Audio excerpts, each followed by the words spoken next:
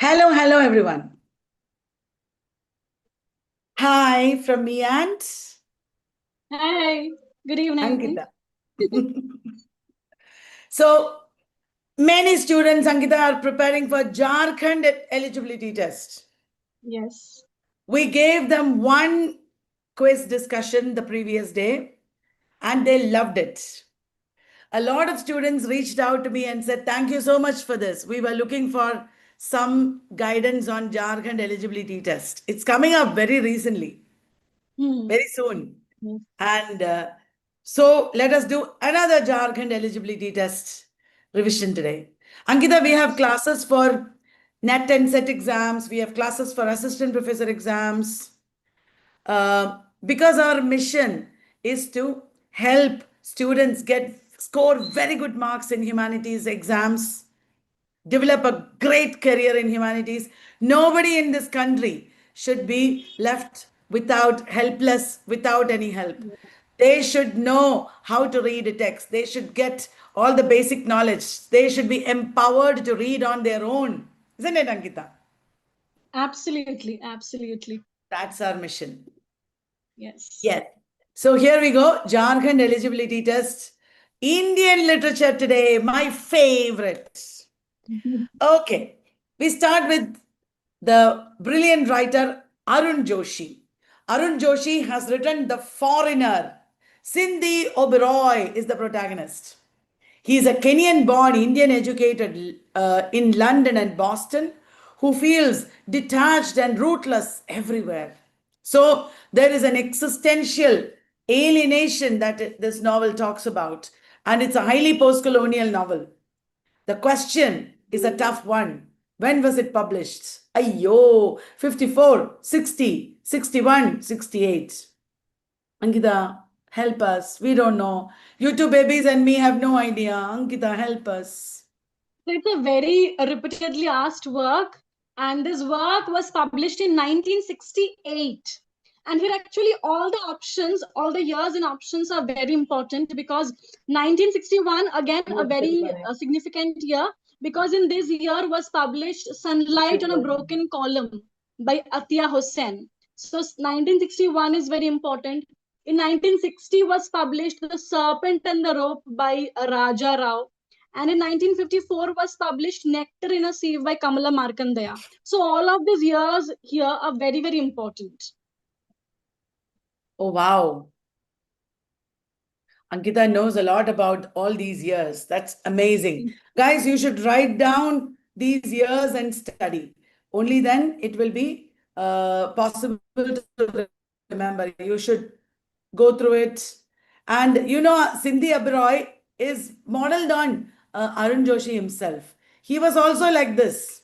He was raised in Varanasi and then he traveled abroad. He was a very reclusive man who felt detached and alienated. Which are his other important works? He won the Sahitya Academy Award for The Last Labyrinth. The Last Labyrinth. The Foreigner is what we are talking about here. Okay. Over to you, Ankita. Again, a very important work, Jean Patrol on the Purple Line. It's a detective thriller by Dash, published in 1920. Who wrote this detective thriller? It's a mystery. Is it by Anuradha Roy, Deepa Annapara, Arundhati Subramaniam, or Meghna Dutt? It's a contemporary work of mystery thriller. It has elements of detective fiction. And this novel is about a young child who attempts to investigate a mystery involving the disappearance of children from a slum. That why these children are going missing from the slum, a young child is investigating that. So who wrote this work? And this is her debut novel. Hmm.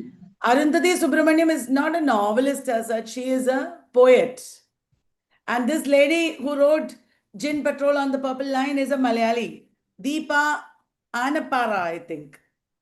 Yes. Yeah, but she is not somebody who lives in Kerala.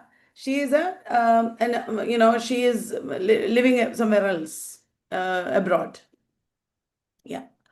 Munnu is the 14-year-old orphaned protagonist of Mulk Anand's novel Dash, serving as a symbol for the exploited Indian underclass, the underprivileged, lower class, lower caste also.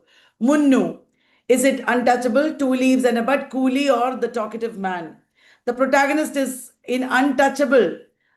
Is the protagonist in untouchable is Baka. Two leaves and a bud is Gangu. Coolie is Munnu.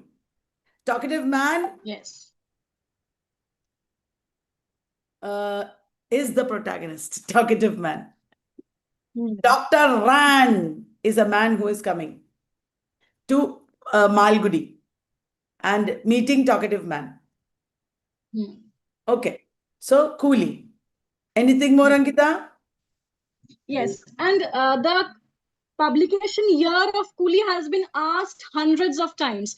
This novel was published in 1936, and it was the second published novel of Mulk Anand, right after Untouchable. Untouchable, published in 1935, was the debut novel of Mulk Anand, and his second published novel was Coolie. It was published in 1936, and here, by the end of this novel, Munnu dies. So that ending is very important. What's the significance of his death?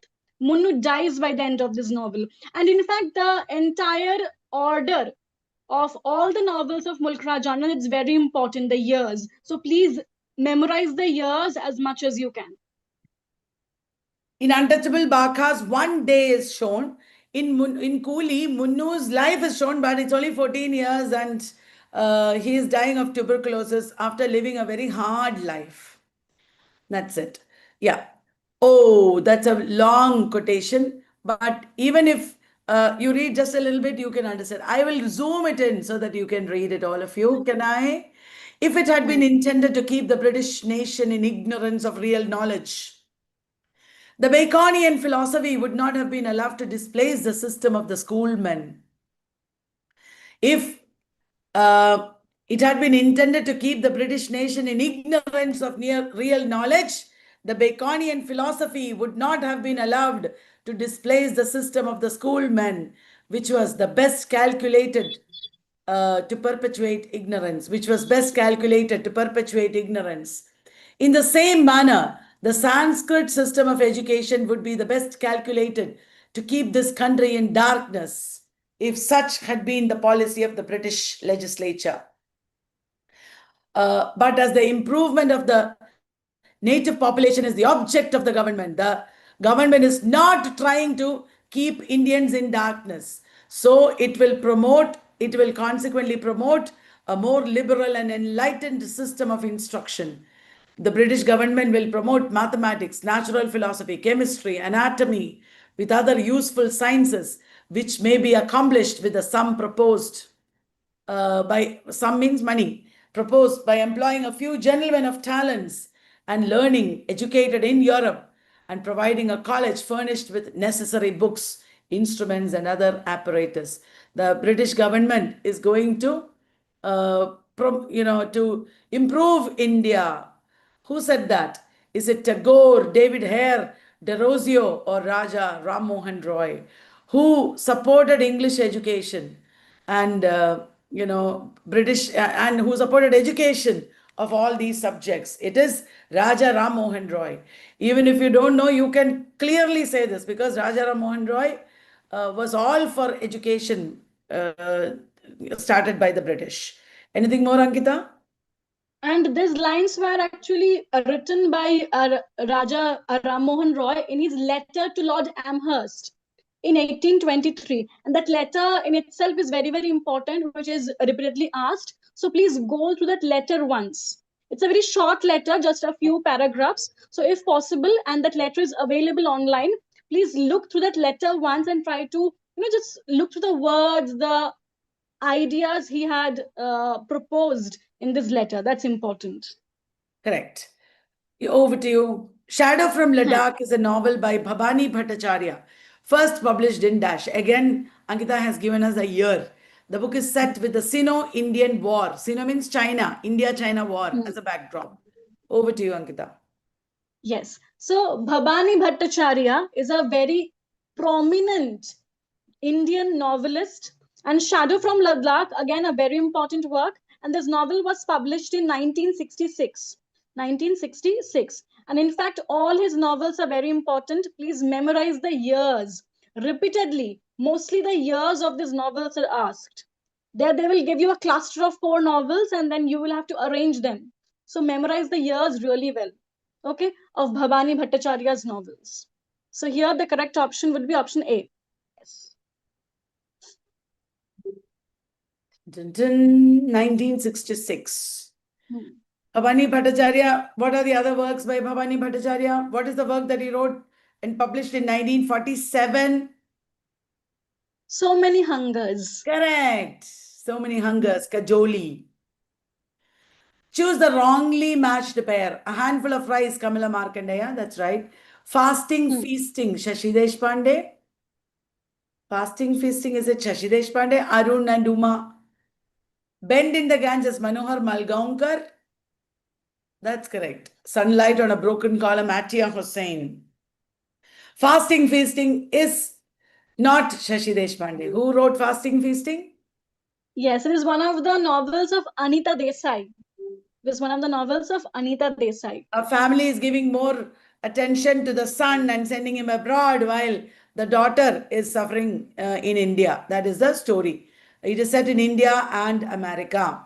A handful of rice is the story of hunger and famine. Ravi is the protagonist. A bend in the Ganges is also meaning partition. Sunlight on a Broken Column is also a partition novel by Atiya Hussain. Right, over to you, Ankita. Which among the following is not a part of R.K. Narayan's trilogy? We know that R.K. Narayan wrote a trilogy, right? So which novel here is not a part of the trilogy? Swami and Friends, The Bachelor of Arts, The Big Heart, or The English Teacher? We all know this. The Big Heart is not a part of the trilogy. In the trilogy, we have 3 novels, Swami and Friends, the debut novel of R.K. Narayan, published in 1935. Next novel in the trilogy is The Bachelor of Arts, and the last novel of the trilogy is The English Teacher. The Big Heart is not a part of this trilogy. So the Big Heart will be the answer. Very good. Yeah. Sunrise in Fiji. That last question, this question was a PYQ. And this is also PYQ. Sunrise in Fiji is a work of psychological fiction. Is it by Bhabani Bhattacharya, Raja Rao? You should know the works of these major writers. You should know what they wrote. You should obviously study their works. They're important. Or Intizar Hussain or Chaman Nahal. Fiji, even books set in Fiji, authors from Fiji, Philippines, Indian writers, they're all important. It is Chaman Nahal who wrote Sunrise in Fiji. Anything more, Ankita? Here, the author Intizar Hussain is very important, especially for his partition novel Basti. It is a very widely prescribed partition novel by Hussain, that is Basti. Very important, and please remember these titles of partition novels, their years. They are very, very important. Excellent. So, Jharkhand eligibility test quiz series is there, guys. If you take this quiz, it'll be amazing. There are so many questions. And before the exam, you can really, really get prepared. Okay, not only the YouTube live, but also our paid quiz. And it is not very expensive. So check it out and use the best. There is no point in not spending a little money and doing the best. If you just lose all these opportunities, time, precious time will be wasted. So trust me, this is the best thing you can do now. And a creative thinking and writing workshop is going on. Students are excited about this workshop because it is not just a boring old creative writing workshop at all. The person who is doing this is a scholar in digital media, and he will make you think in new ways. It will be a new door opening in your career if you take this workshop. People are also joining live. They are also taking the recordings with lifetime access. Not expensive, only 500 rupees. Ankita, over to you. In Raja Rao's The Cat and Shakespeare, A Tale of India, Govinda Nair teaches the narrator Ramakrishna Pai the philosophy of Marjala Nyaya. It is the way of the cat.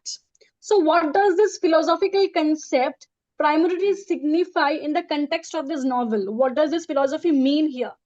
It is the necessity of self effort and a rational planning to attain spiritual liberation, not really. Is it total surrender to the divine, where God carries the devotee just as a cat carries its kitten in its mouth? Or is it the need to adopt a Shakespearean conflicted approach to manage modern bureaucracy? No. Or is it the belief that life is merely a tale told by an idiot, void of any deeper meaning? No. So it is option two. This philosophy means total surrender to Lord the God, who carries the devotee like a mother kitten carries its baby in its mouth. That is the Marjara Kishora Nyaya path of bhakti, as opposed to the Markada Kishora Nyaya path of bhakti, where you have to follow God. God will not take care of you, He will just walk away, like the Markada mother or the monkey mother. Whereas the Marjara mother, the cat mother, will hold you in its mouth and take care of you. The Autobiography of an Unknown Indian by Neeraj C. Chowdhury covers the author's life from his birth in 1897 until which significant event? Is it the partition of Bengal, the end of the First World War, the start of the Second World War, or the independence of India? That's a very brilliant question. What is the answer, Ankita? Can you explain? Yes. So here, the Autobiography of an Unknown Indian by Neeraj C. Chaudhary.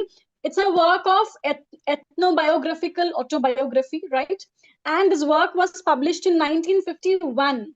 And here, the author's life has been talked about till the start of the Second World War. Option C is correct. That is important. These settings are important. Which of the novels in Indian literature talk about partition or Second World War or independence, etc.? That's a very important area.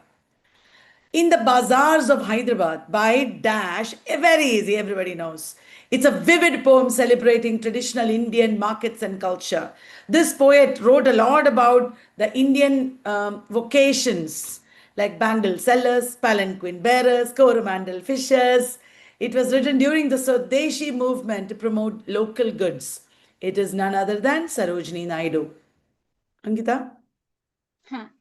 Next, we have Akarmashi, translated as The Outcast. It's a pioneering Marathi autobiographical novel by whom? And it exposes the brutal realities of India's caste system, poverty, and issues of untouchability. So, who wrote this autobiographical work? Is it Jerry Pinto, Narendra Jadhav, Sharan Kumar Limbale, or Urmila Pawar? It is the man who gave us a new aesthetics of the Dalit literature. Yes, it is Sharan Kumar Limbale, who is also very famous for his critical work towards a new aesthetics of Dalit literature. Excellent. Sharan Kumar Limbale in this work talks about how there was a whole village, it was a system where Dalit women were raped by the white men, sorry, the upper caste men, and all the children had Dalit mothers and upper caste fathers. They were half breeds. And he talks about the violence and the squalor and the misery in their community. And he rose from there and he became one of the strongest voices of Dalit literature in the country. Thus, Dasharupa or Dasharupaka of Dash is a foundational, concise Sanskrit text of dramaturgy where he talks about 10 rupakas or forms of classical Indian drama. It is Dhananjaya who wrote Dasharupaka. Dhananjaya. Like Bharatapuni, he also talked about drama. So, dear friends, Jharkhand eligibility test is happening after many years. Don't lose this opportunity. There is still time. Don't try to save a few rupees. We are giving you so much more than you are paying for. We are giving you a truckload of questions. All our books and everything are so full of information. You should try using them to see how they will transform your lives. I am saying this because I have the confidence in our work. I am proud of Team Vallath and each and every book that we have produced, our classes, it has already transformed thousands of people's lives. It is proven. We have the evidence to attest to it, as you all know. So if anybody is preparing for this exam, take this as an investment. And taking this quiz series might help you pass NET also. Who knows? So do not delay. Buy this quiz series and start preparing. Wish you all the best. We'll be back with more quizzes on YouTube for the same exam. And this is our promise. And apart from the exams, you need creative thinking, creative writing skills. You need to develop your skills. When we bring you an amazing course for only 500 rupees, take that opportunity as well. This is also a supremely great opportunity to develop your skills. Okay, so we are proud at Vallath that we are doing this great work. Logging off now. Thank you very much. I hope all of you will have a great evening. And Ankita, I Yes. think we have done a great job today. Don't you think? Yes, and I hope this quiz series will help the students out there to assess their preparation. In which areas am I lagging? Where do I need to pay attention more and prepare accordingly? So yes, we are always with you. Keep preparing, keep learning, and you will do great. All the very best. For the link, you can just Google Vallath and the title of the exam. You will get it. Vallath Jharkhand, eligibility test. If you check it out online, you will get it. I just checked it out. I just Googled and I got it. Dun, dun, dun, dun, dun, dun, dun. Jharkhand eligibility test quiz series. Okay, thank you and good.